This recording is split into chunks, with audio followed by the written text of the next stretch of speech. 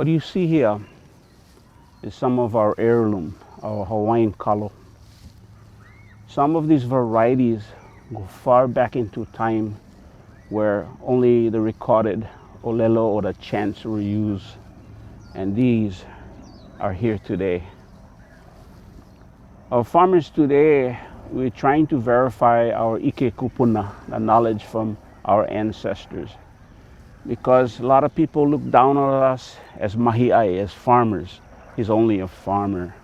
They fail to realize that to be a good mahi'ai, yeah, you have to know the universe of a mahi'ai, which means I have to be a water scientist, I have to be a soil scientist, I have to be a weatherman to be able to sense the wind, the rain.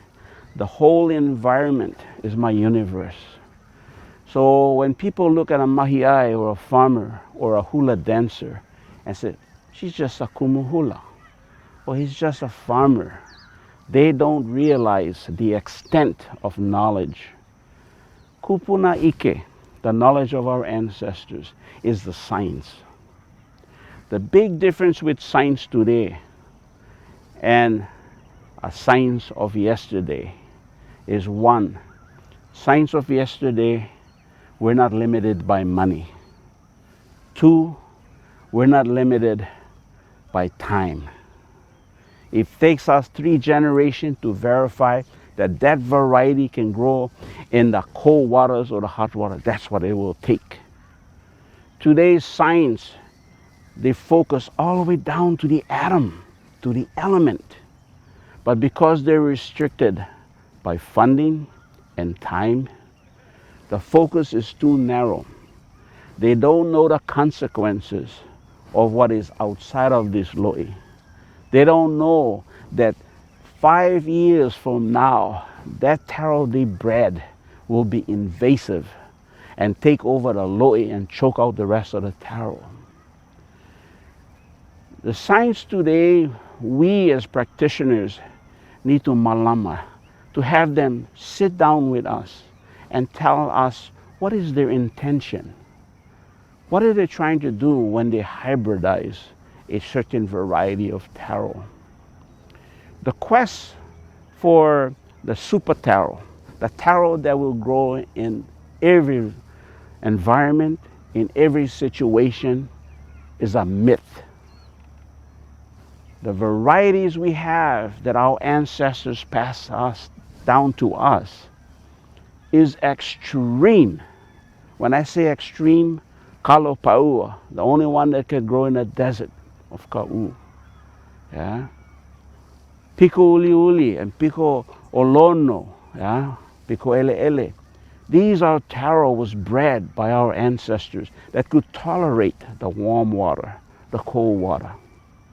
Today people say, Uncle Jerry, they go, I like dry land taro, or I like wetland taro. The taro doesn't care what environment you put it in. It can handle. The problem is the ike. The modern farmer today do not have that knowledge. They'll plant in the center of the field a row of manaulu. They don't know the story of that manaulu. They don't know the mo'oku auhau of that kalo. They don't know that's the fastest maturing taro in all of the Hawaiian selection. So, ike kupuna, you don't plant it in the middle row of the lo'i. You put that the first one on the bank. Because when that matures, you can harvest without disturbing the other rows. You put it in the center, by the time you harvest your PLE, your pico keokeo, that guy is already rotten and gone. Then you blame the taro, it doesn't like the water. Ole. Ike kupuna remains in us and our DNA. In the rush today of making kala, money, we forget a lot of these important things. Our kupuna had to know. It wasn't a matter of making money. It was a matter of whether you have food or not. the survival of our people, this knowledge was very crucial. Today we're in Chris and Dami's Lo'i, and I notice here they have many different varieties of kalo. We have kalo ohe. Ohe is bamboo. So what is the relationship of that taro and bamboo?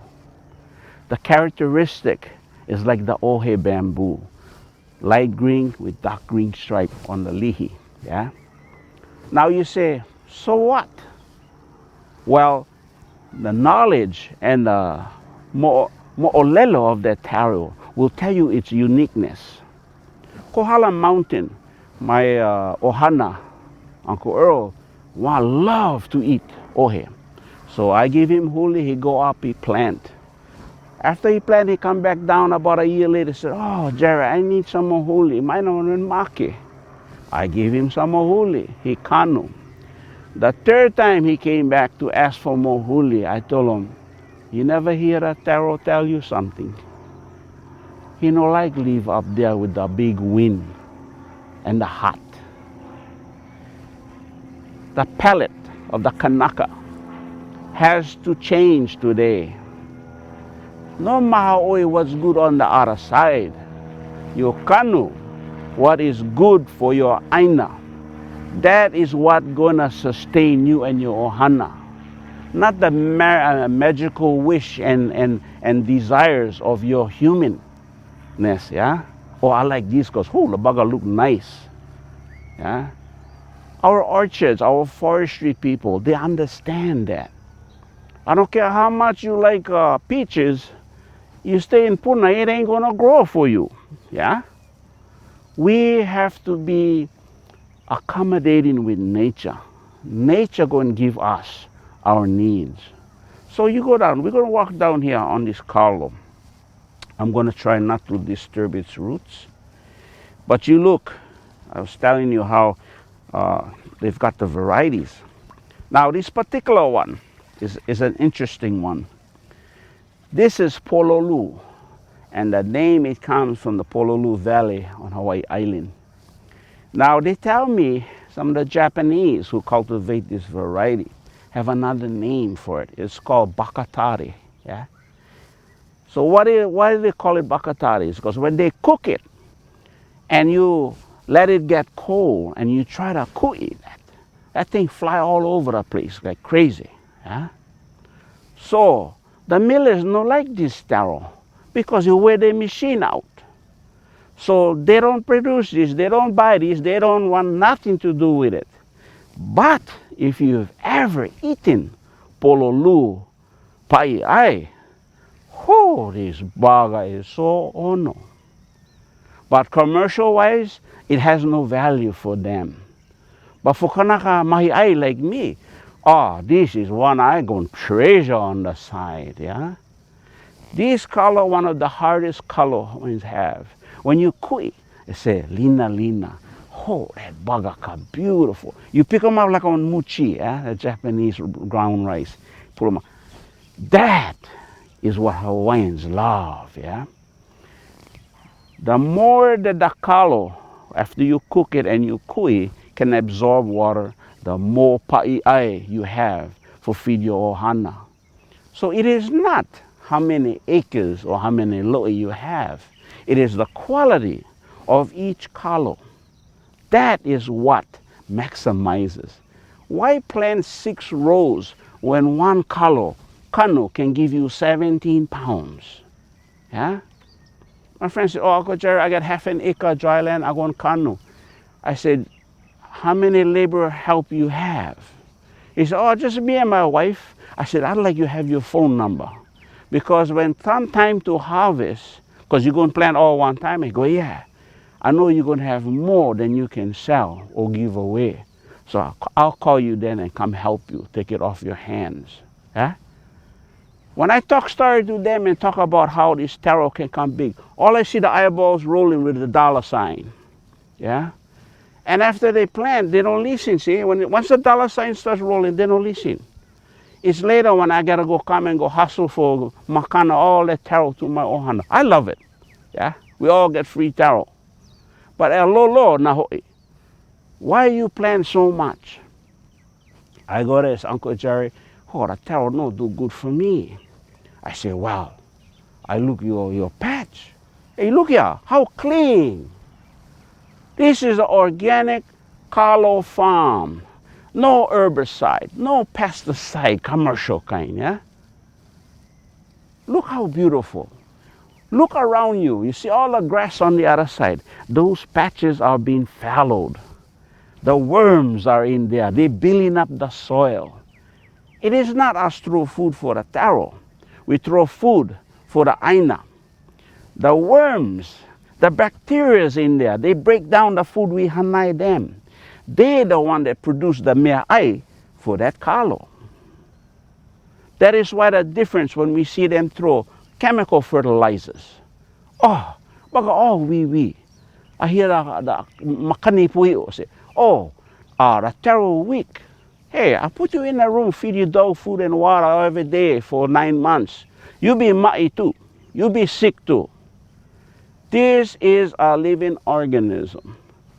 It blends. It is more adaptive than to us, many of us. I like you focus on that taro. You see that all that leaf funny kind? This is called Colocasia. That's our taro, Colocasia escalenta, phytophthora. This fungus. Yeah. Now, I like my mom.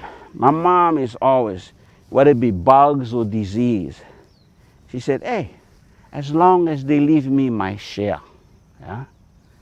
How you avoid this or get as minimum as you can is through hanai, maikai. Feed the taro well. Give them enough water for inu. Yeah? That they're going to resist. I'm going to tell you one story just lately confirmed by my scientist friend at the university.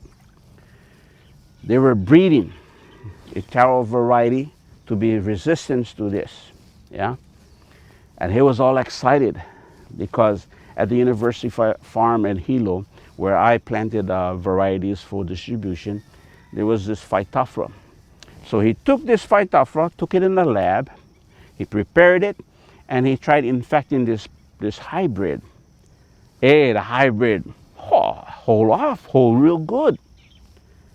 Then he went to Hamakua Coast, picked up the phytophthora from another farm, came back, infected that hybrid, and what happened? Oh, the baga in maki. What they don't realize is taro, phytophthora, they are living organisms. Yeah? You go take a little bit water away, he's going to change the taro. He's going to be a little shorter, a little stockier. He's adapting to it. You take this guy, you put a genes in a taro or whatever you do to make it stronger, this guy is moving. So what are you doing? You are wasting your time. You need to go to the fact, why does this come? You look over here, look, only this one. Look at the other taro, they might kai. Yeah? This is nature at its worst and at its best. It's adapting, it's balance.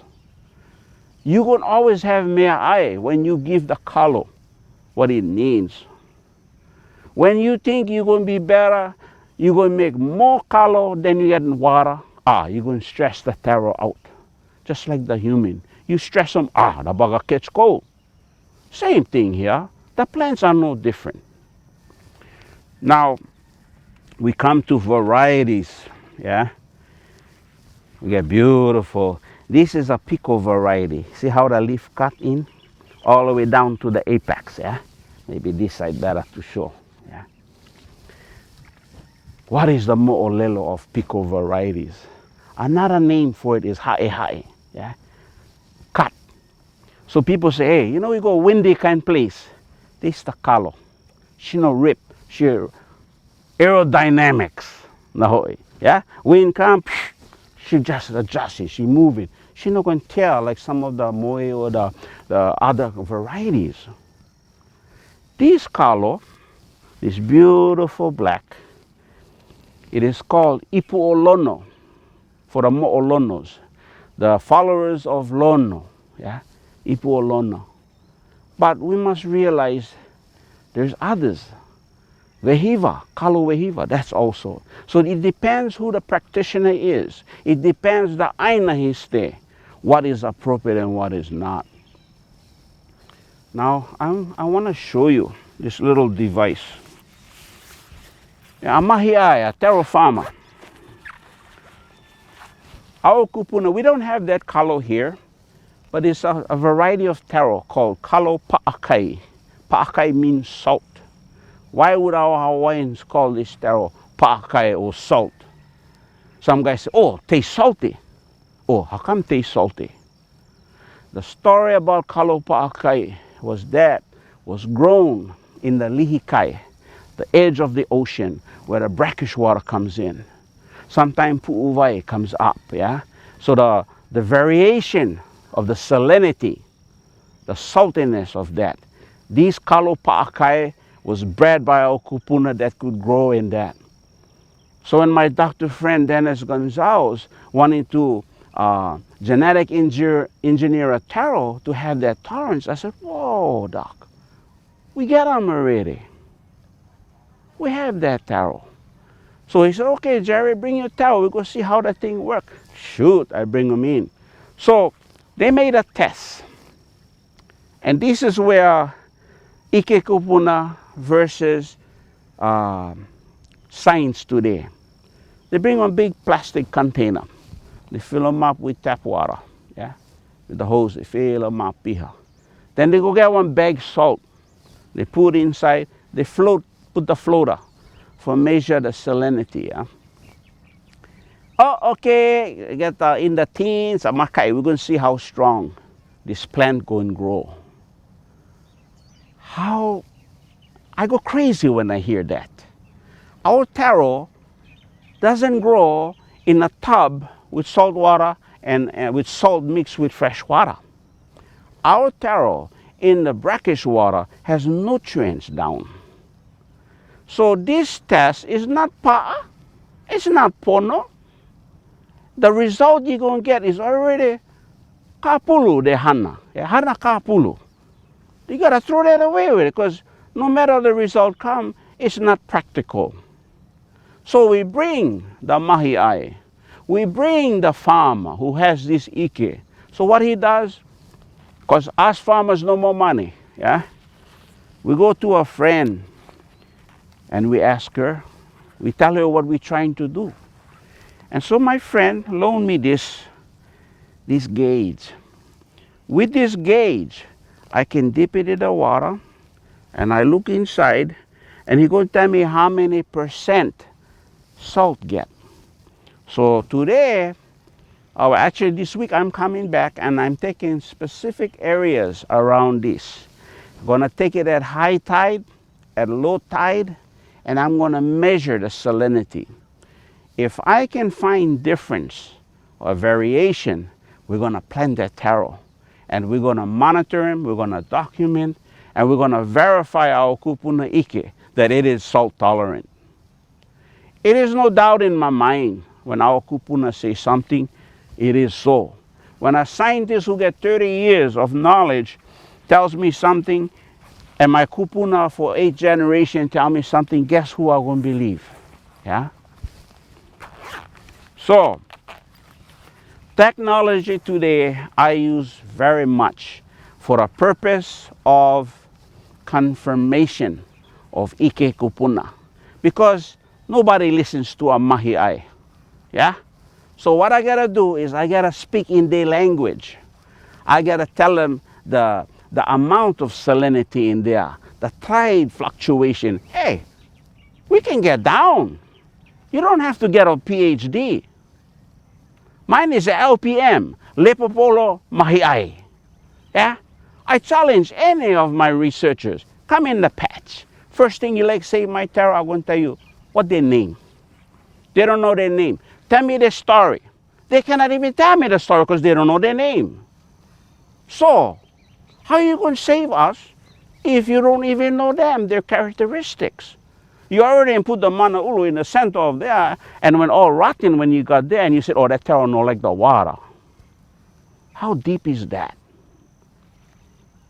So today, I work with a lot of my university friends, and I try to put out the fire before it's created. Kalamai.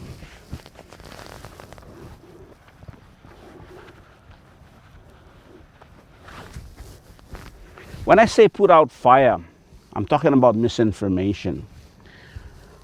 I have a gentleman who works, he's a student, he's going for his PhD, and he calls me, says, Uncle Jerry, I want to work on Uwala. Gives me 2 pages of all this work he has. So I said, Hawaiian sweet potatoes, yes. I said, do you know their names? No, I don't. Okay. That's a major problem, yeah? Because a potato is a potato. Now, if you Uwala, sweet potato pia, when you hooky that Uwala out, it needs to be white, because the pia plant, the name that related to is. Now you get one variety with a stick inside and the name says huamoa. When you pull that Uwala and you cut the io, it better look like on chicken eggs, yellow inside. But when you go to the collections with this wonderful 26 Hawaiian varieties, 40 Hawaiian varieties, and I start cutting, and I go, oh my God. Names are wonderful, but names are vital. Yeah? Lele aku, ka mo'olelo. Once you let that go, you know can bring back, just like GMO. So when you put your mea mana on top and you say, this is Uwala pia, that bugger better be white. Otherwise, all that kupuna that follow you, they're watching you from under those trees, they're going to say, lolo yake kanaka. Where that boy coming from? Yeah? It is important what comes from your mouth. Yeah? Lelo ola, lelo make. That's very important. How you present yourself to the environment you work in. Before you even come in here, at the gate, at the entrance of your mala or your loe, you vehe yourself. Vehe, you open yourself up. You give yourself the opportunity to listen to your uhane that follows you and guide you. This is your kupuna. These are your aumakuas. They're going to take you. They're going to allow you to hear the little voices. I think the English, they call it deja vu.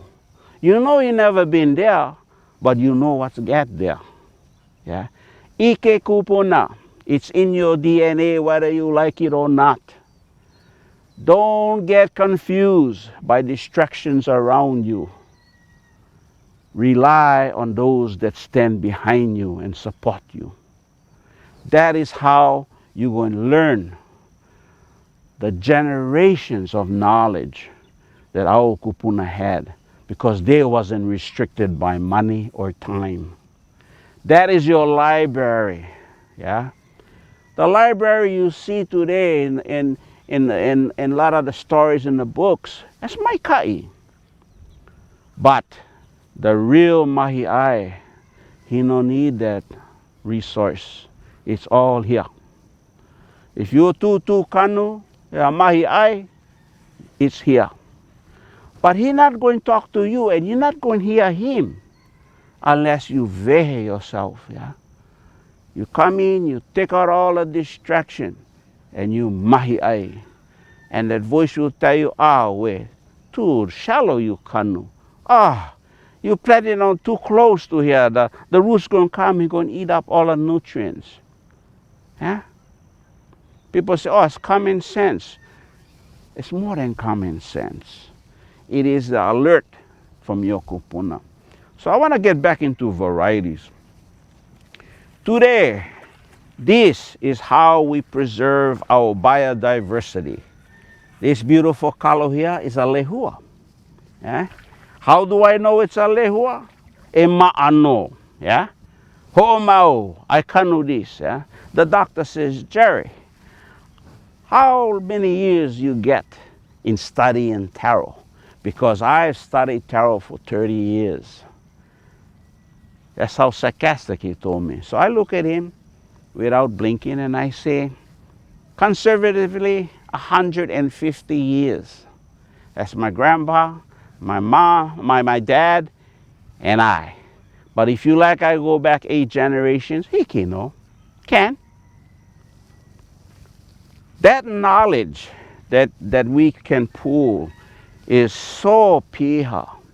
It takes us, when I first go and I get this call behind me, tell me, hey, Manini Owali. Whoa, long time I no see you, Manini Owali. I look the characteristics, the purple, the lihi on the Lao, and the apex under there, go all the way up, yeah?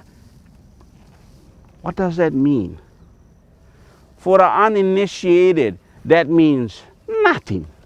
But for the initiated, whose kupuna grew that color, they know that you look over here, you see Nana Mai, you see a runner come out. Right here. Here's another baby, another baby. So people tell me, Uncle, how I tell no throw runners, right? Ole, they do. How come they throw runners? Is it because they don't enough food? Or they get too much food? It's like nature, the African Serengeti. When the rain come in, all these things grow, come up, yeah? The animals, what do? They create. They make babies. Same thing like the color. You give them good food, you give them good water, good sunshine. Look, she like make more babies. My kailoa. That is the olelo, the moolelo of the kalo, yeah, especially in this Manini family. Now I told you about kalo pa'akai. We want to find the salinity.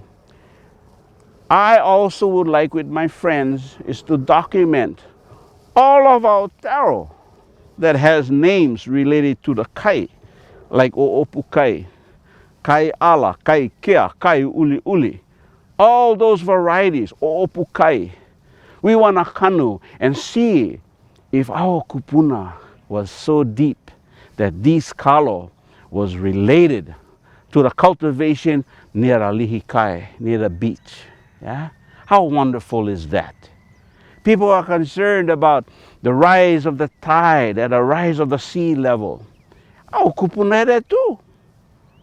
They went breed this Taro for that purpose. Yeah? So very, very important. Now I'm going to step over to this other variety. This other variety belongs in the Pico family because the come down here, yeah, the Lao cut just like the Pico. But if you Nana Mai, if you look underneath, you can see these ruffles, yeah? Yeah. So when you see this ruffle and you feel the at the apex, even if you're a blind person, you would know the name of this Taro is Pico Lehua Pei or RPP. Yeah? Lehua. What is the name of the Lehua? Well, Lehua can mean many things, but in this situation, it resembles the blossom. We're talking about the Ohia Lehua, the red Ohia Lehua. Now, why would they call this Taro that? Because if you look at this young leaf, it has this bronze color, yeah? The one that just opened up, the mohala. And this is one of the characteristics of all the lehuas we have.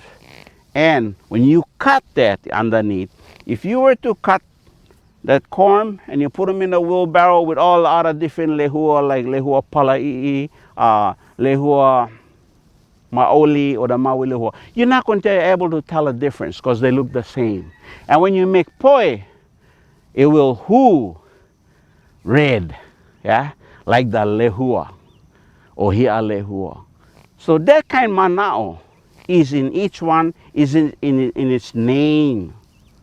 Very, very important.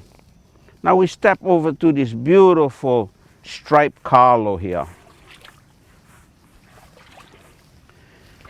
Now we look and we see it has stripes, yeah? The striped taro belongs, this particular one is called Manini opelu, yeah?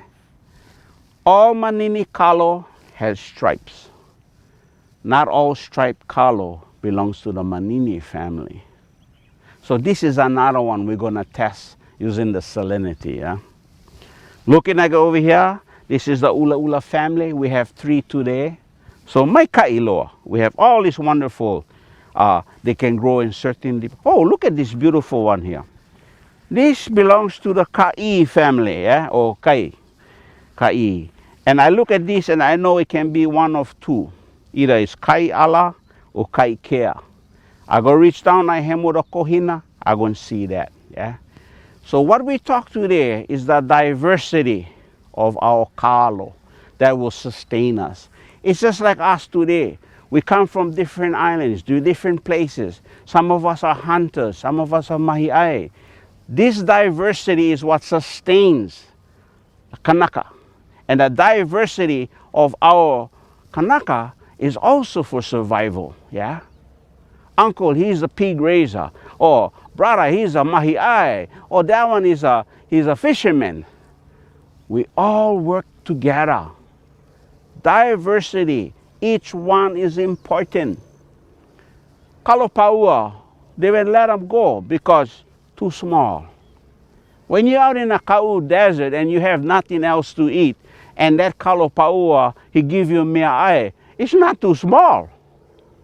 You see what I mean? We as human beings, especially Western influence, we have to get away from the kind of manao. Yeah?